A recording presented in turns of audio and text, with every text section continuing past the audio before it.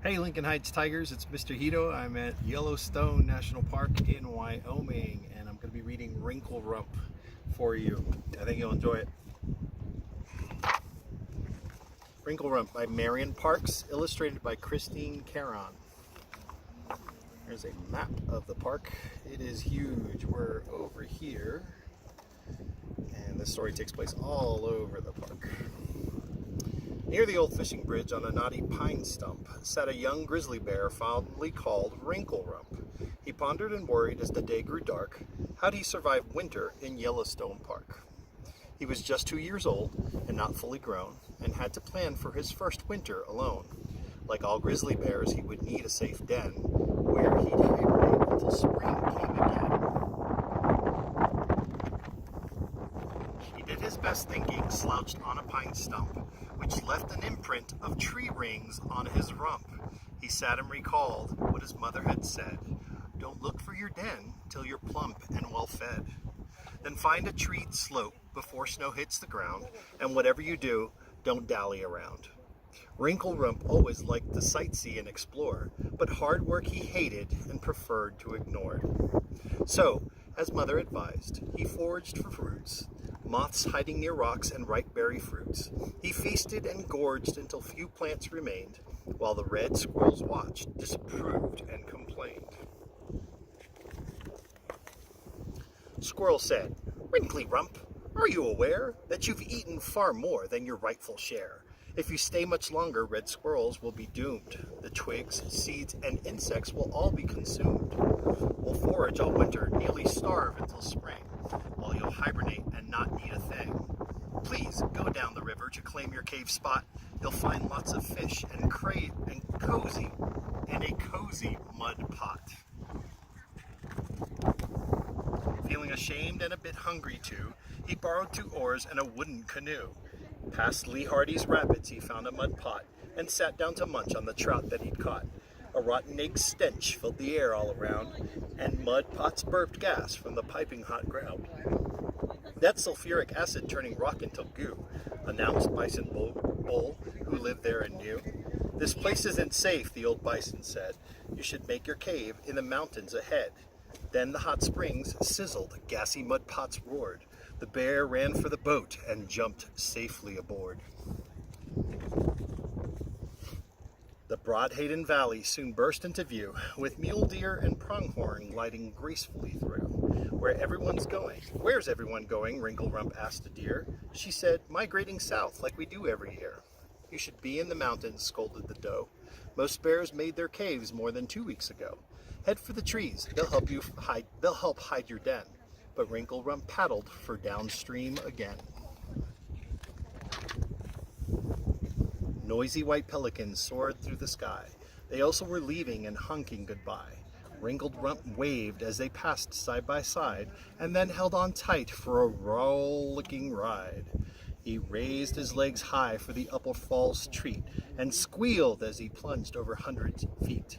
He was having fun and feeling carefree, and wanted more time to explore and sightsee. He scampered to shore just before lower fall and climbed right up Yellowstone's Grand Canyon wall.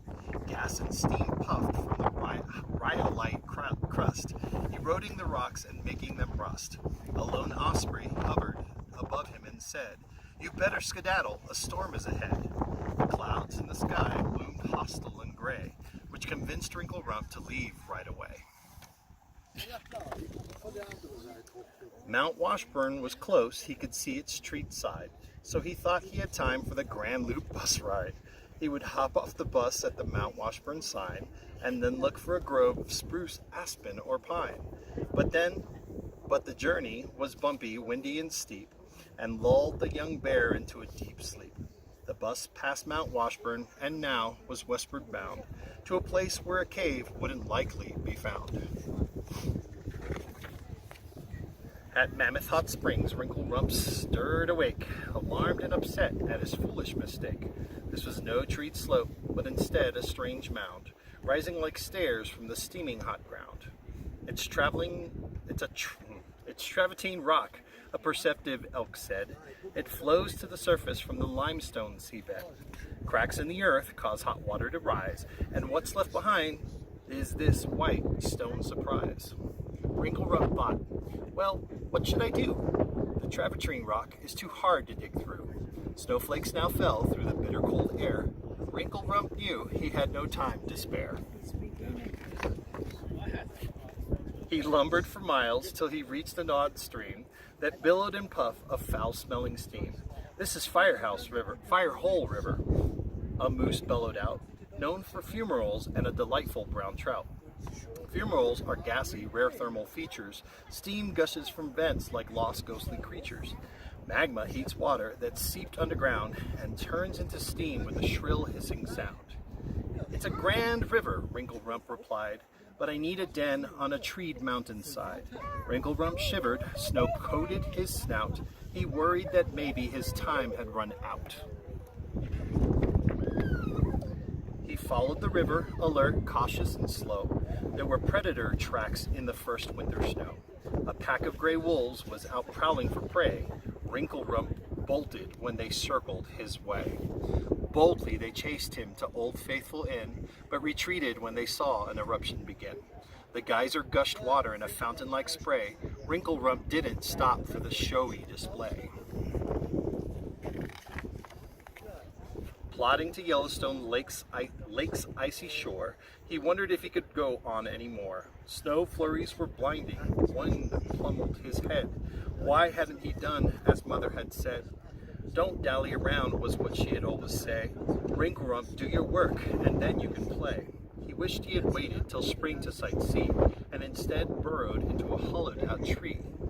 Wrinklerump slowly raised his frost-coated eyes. It took him a moment to fully realize that he'd reached Lake Village near Old Fishing Bridge and his favorite park trail with a view from the ridge. The snowfall was easing when he found the trail sign that led to a slope of spruce, aspen, and pine.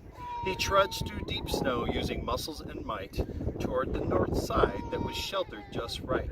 At the base of a tree, he dug through the snow, making sure that his cave was hidden and low. He made a small chamber without a front door, and then laid out spruce boughs for a bed on the floor. He sat on a stump before going in, and the thought of magical places he'd been. He relaxed worry-free, alone in the dark, knowing he'd survive winter in Yellowstone Park. That is the story of Wrinklerump at Yellowstone Park. Hope you guys are having a great summer. See you in the fall.